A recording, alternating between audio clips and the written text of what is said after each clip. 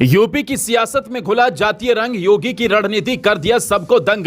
अखिलेश सोच भी नहीं सके, योगी की चाल से पलट गया कथाकांड का सारा खेल। अपनी ही चाल में कथाकांड पर बुरा फंसे अखिलेश, कट गया लखनऊ से दिल्ली तक सियासी कलेश। बाबा बागेश्वर पर बयान देना पड़ा ऐसा महंगा, सोशल मीडिया का चढ़ा पारा। अखिलेश की सियासी साजिश भी नहीं दिखा सकी कथाकांड पर कमाल, योगी की रणनीति ने कर दिया सबको हैरान। मोदी शाह ने भी थपथपाई योगी की पीठ।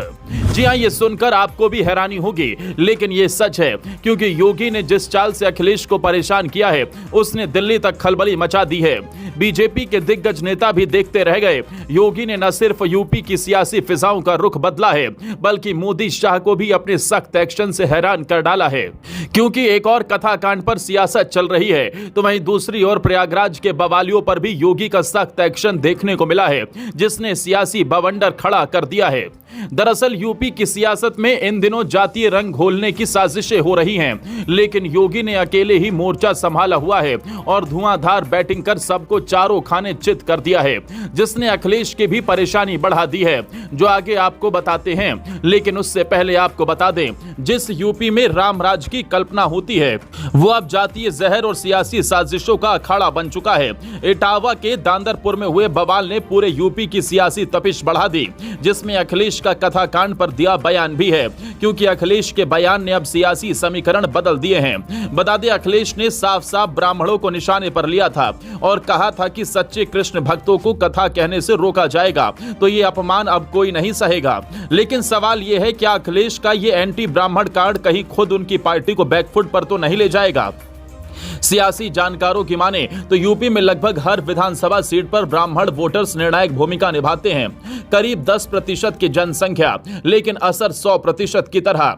खासकर जब सीटों की बात करें तो 100 से ज्यादा सीटों पर ब्राह्मण वोट जीत हार तय करते हैं, और यही कारण है कि कांग्रेस से लेकर बीजेपी और यहां तक कि मायावती तक ने ब्राह्मण कार्ड खेला।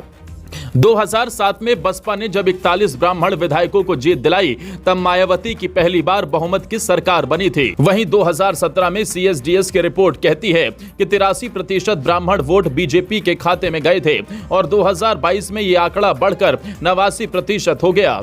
लेकिन अब अखिलेश यादव इस ब्राह्मण वोट बैंक से सीधे टकरा गए हैं, जिसने अखिलेश को गहरा झटका दिया है। बताया जा रहा है कि अखिलेश के बयान पर अब ब्राह्मण वोटर पूरी तरह सपा से कट सकता है। जो ब्राह्मण वोट कभी सपा के लिए संघर्षशील साथी थे, वो अब सियासी दुश्मन बनने की कगार पर हैं, जो बीजेपी के लिए फायदेमंद साबित हो सकता है।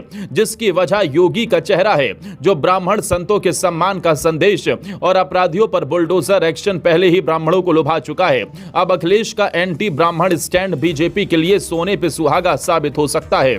वहीं इस मसले पर अब सियासी गलियारों में फुसफुसाहट शुरू हो गई है कि अखिलेश अब पीडीए यानी पिछड़ा दलित अल्पसंख्यक समीकरण के सहारे चुनावी बैतरणी पार करना चाहते हैं। लेकिन क्या ब्राह्मणों को नाराज करके यूपी फतेह हो पाएगा? ये सवाल अब सियासी गलियारों में गूंज रहा है। लेकिन बीजेपी के लिए कथाकांड फायदेमंद हो सकता है, जिसके पीछे की वजह शतरंज की चाल है। दरअसल कहा जाता है कि राजनीति के शतरंज में एक चाल कभी कभी सियासी चेकमेट बन जाती है। कुछ ऐसा ही हो रहा है इटावा कांड से, जिसमें अखिलेश का बयान उसी चेकमेट की ओर बढ़ रहा है, जो ब्राह्मणों के वोटों को काट सकता है। अब देखना यह है कि यह जातीय जहर अखिलेश के पक्ष में हवा बनाता है या पार्टी की राजनीति को ही ले डूबता है।